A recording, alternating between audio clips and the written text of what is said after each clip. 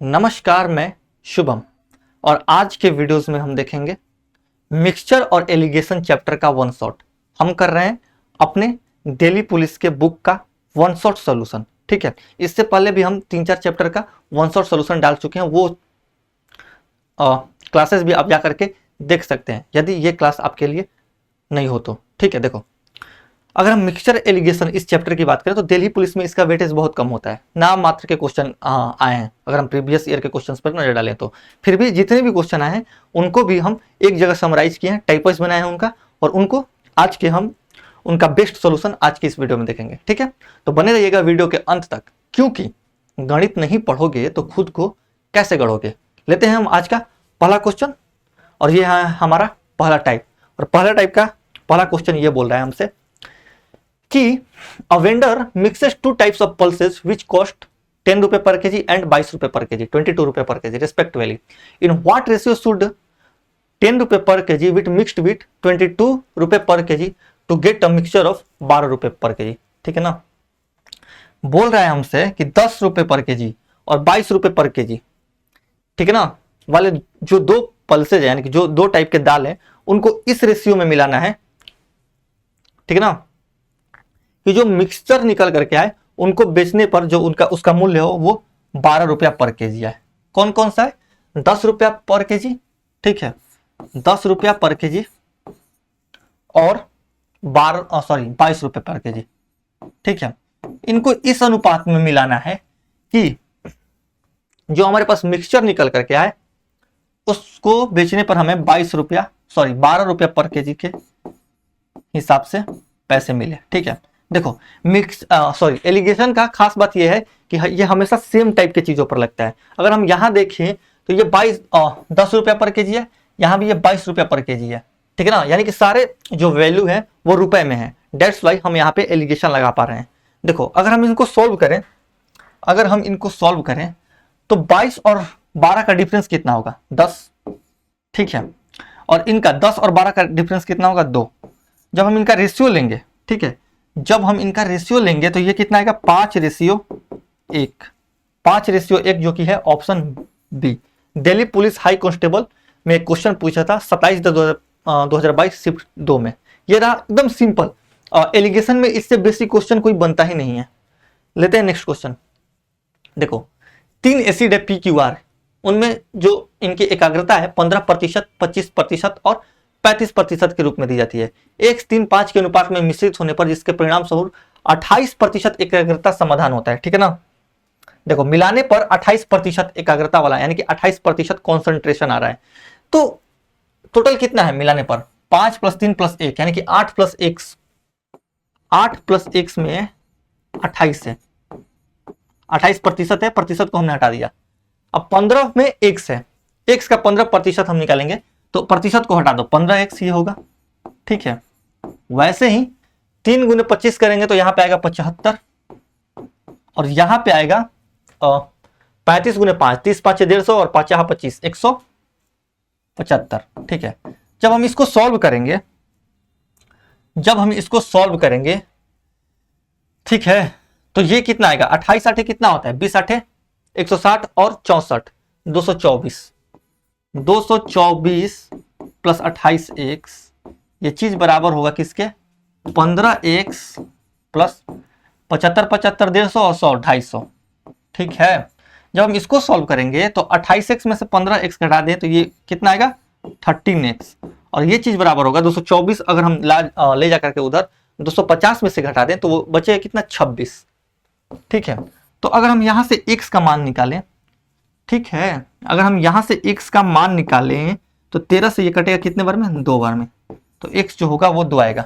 हालांकि इस क्वेश्चन को हम डेविएशन से भी कर सकते हैं, ये तो बेसिक रहा बच्चों की तरह, डेविएशन से भी इस क्वेश्चन को कर सकते हैं। चलते हैं अगले क्वेश्चन पे। देखो 40% अंगूर के रस का मिश्रण प्राप्त करने के लिए 25% अंगूर के रस में 45% दूध को किस अनुपात में मिलाया जाना चाहिए? ठीक है, 45% दूध को, ठीक है ना,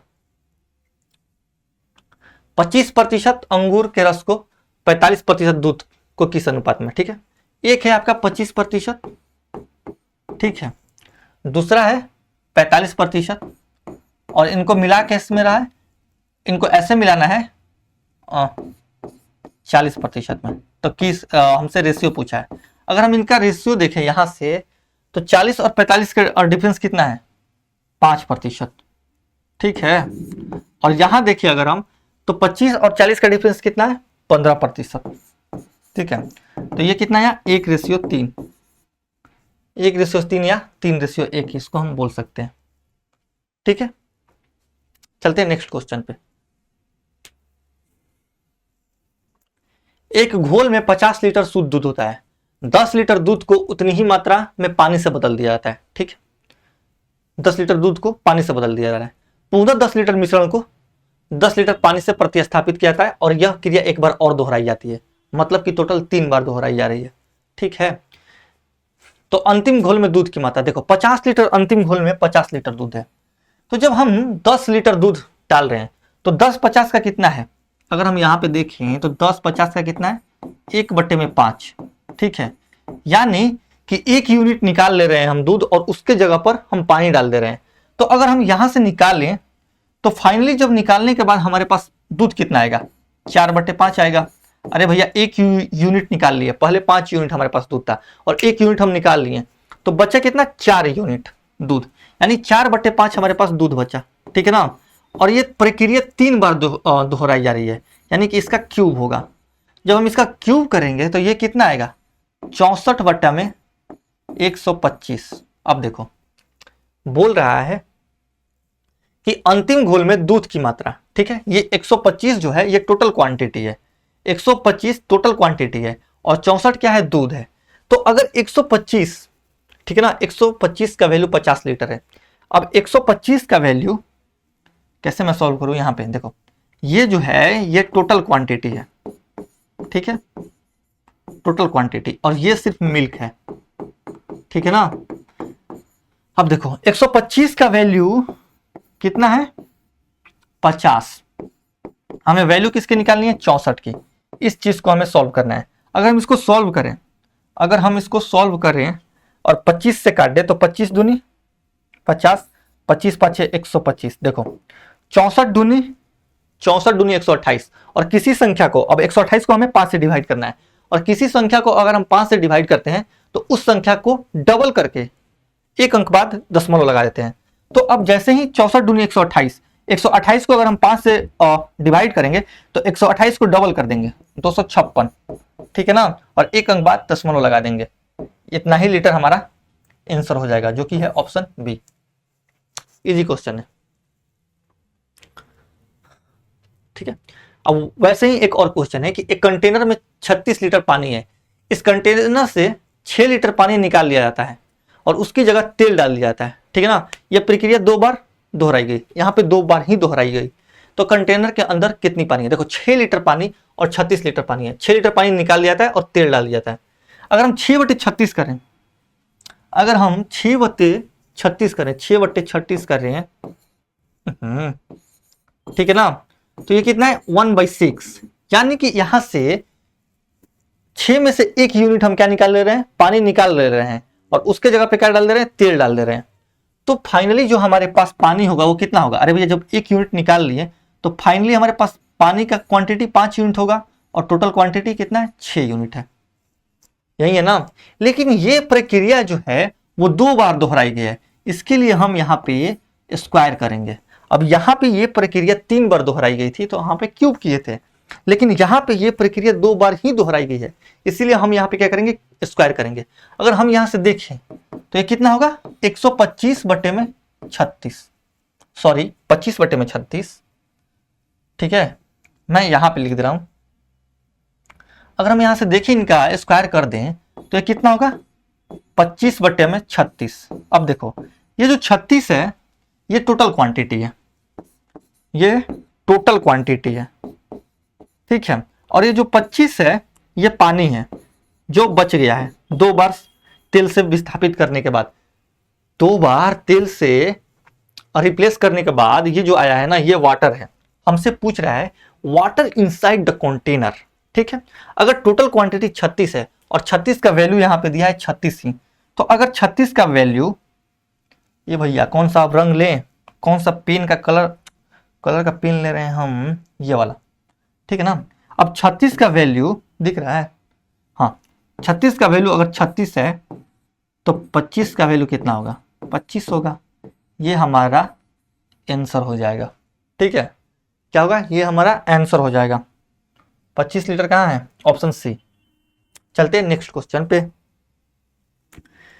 अब देखो, समान क्षमता वाले दो कंटेनरों में दूध और पानी का अनुपात क्रमशः 3:4 और 3:1 है। यदि दोनों कंटेनरों को पूरे मिश्रण को रखने की क्षमता वाले एक बड़े कंटेनर में खाली कर दिया जाता है तो बड़े कंटेनर में दूध और पानी का अनुपात, क्या बोल रहे हैं, समान कंटेनर है। जो पहला कंटेनर है, एक मिनट, ठीक है, जो पहला कंटेनर है, देखो जो पहला कंटेनर है उसमें दूध, ये पहला कंटेनर है, ठीक है,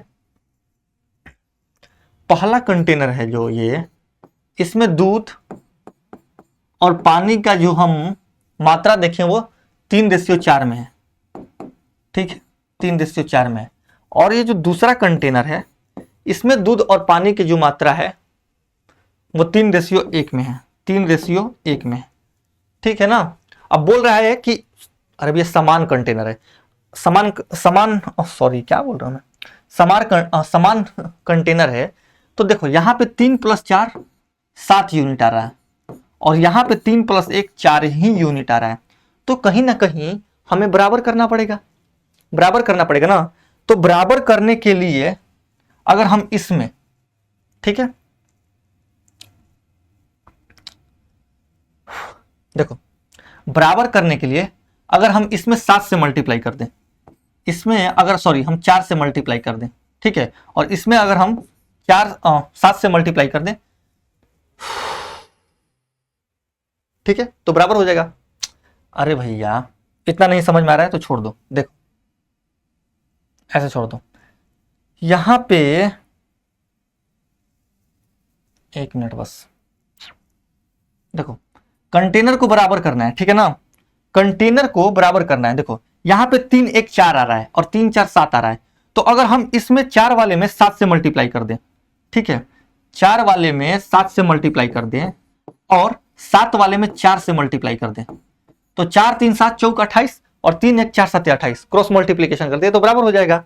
तो अगर हम मल्टीप्लाई करेंगे तो 17 का 21 ये हो जाएगा, ठीक है, और 4 चौका 16, देखो 21 और 16 कितना होता है, अरे यार 4 12 होगा ना, 4 12, ठीक है, 12 और 16 कितना होता है, 12 और 16 28 हो गया।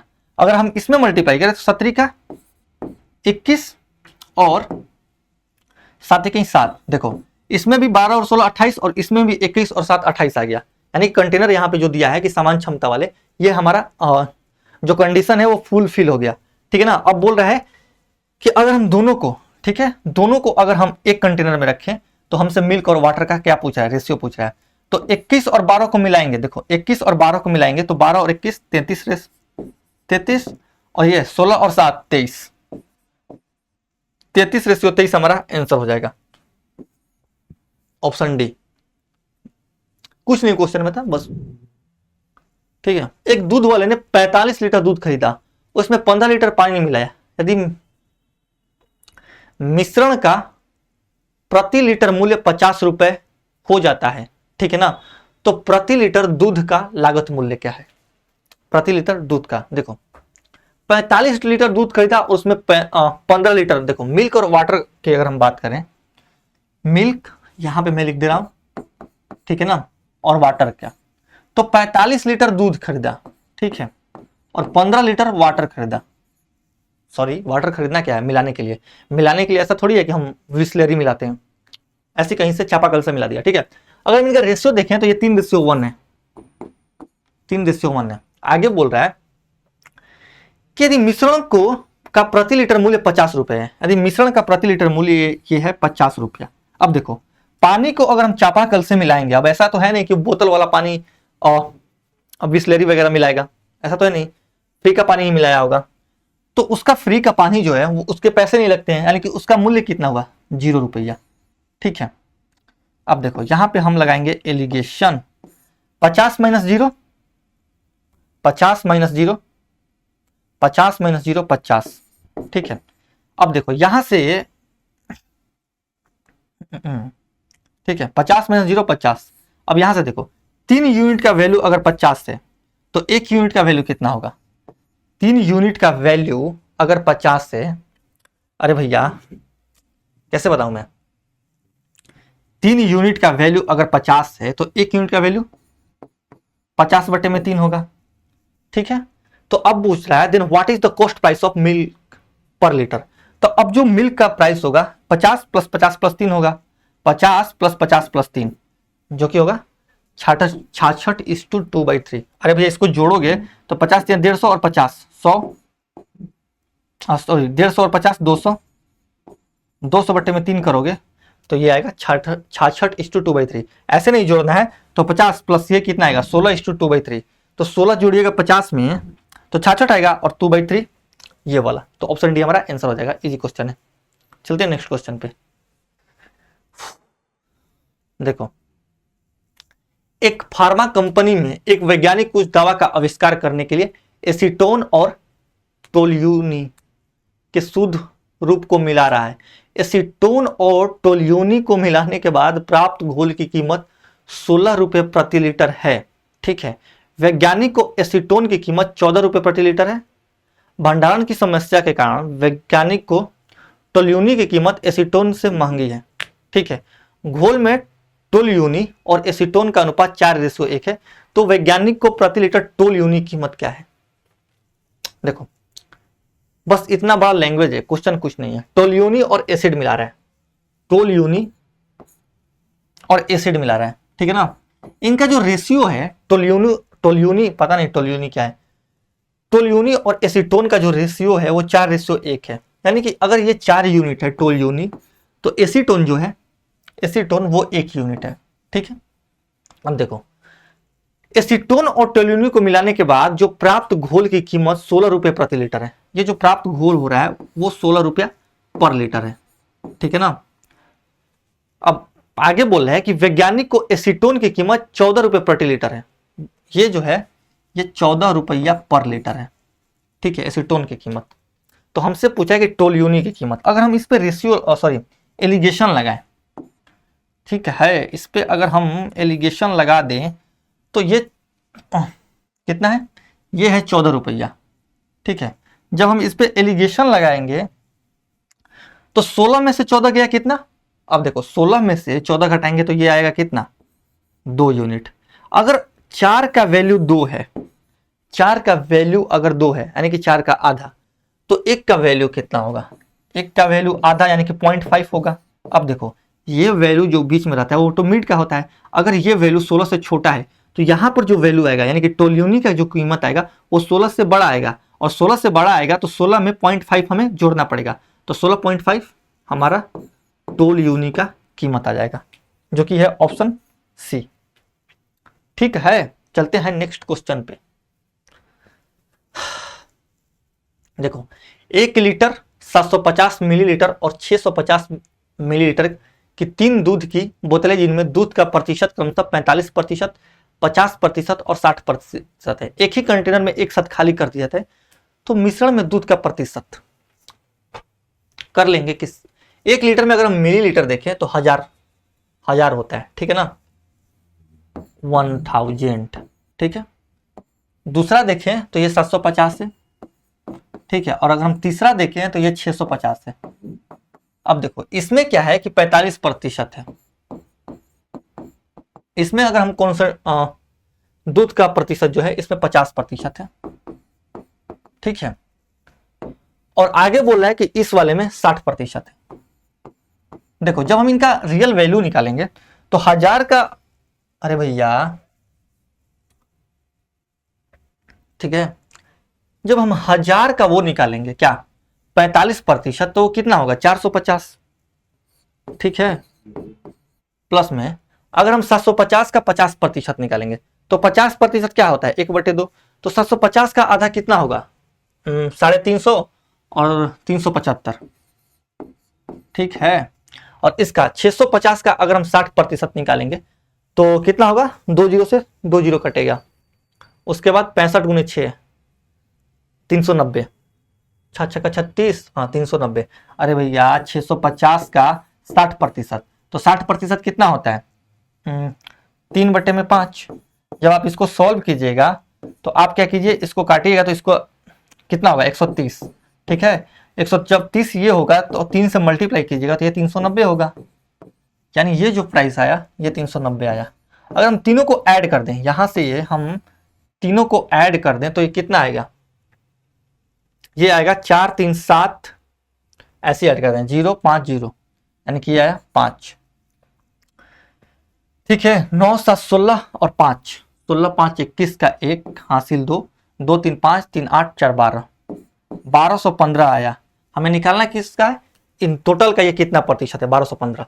तो अगर हम यहां से देखें तो 7 6 13 और 50 50 100, यानी कि 1400 ये और 1000, यानी कि ये है 2400।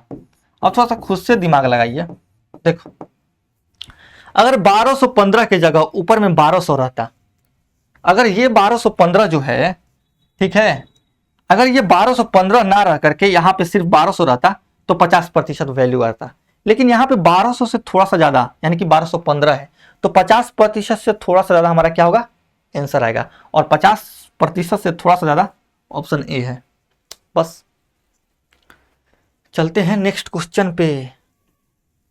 देखो एक दुकानदार ने 60 किग्रा चावल 42 रुपए प्रति किग्रा की दर से ओके खरीदे और 52 रुपए प्रति किग्रा की दर से 120 किग्रा चावल मिला दिए, तो 20% का लाभ अर्जित करने के लिए, ठीक है, मिश्रण को किस कीमत पे, देखो बोल रहा है कि 60 किग्रा चावल खरीद रहा है 42 रुपए पर केजी के हिसाब से, और आगे बोल रहा है कि 120 किग्रा चावल खरीद रहा है 52 रुपए पर केजी के हिसाब से, ठीक है। देखो हम यहां से अगर देखें तो 120 रुपया पर केजी खरीद रहा है, ठीक है, और एक खरीद रहा है, सॉरी 120 किग्रा है ना, 120 केजी खरीद रहा है पहला क्वांटिटी, और एक खरीद रहा है 60 केजी, ठीक है ना। अगर हम इनका रेशियो देखें तो ये 2:1 आया, ठीक है। अब देखो जो 120 किग्रा चावल खरीद रहा है उसमें प्रति किग्रा चावल का मूल्य जो है वो 52 रुपया है, ये जो है ये 52 रुपया है, ठीक है। और जो 60 रुपए पर केजी के हिसाब, सॉरी 60 किग्रा जो चावल खरीद रहा है इसका जो मूल्य है वो 42 रुपया पर केजी है, 42 रुपया पर केजी है। अगर हम यहाँ पे डिविएशन लगा देते हैं, ठीक है, अगर हम यहाँ पे डिविएशन लगाएंगे तो मान लो इस 52 को हम 42 + 10 लिख सकते हैं, इस 52 को हम 42 + 10 लिख सकते हैं, बिल्कुल लिख सकते हैं। देखो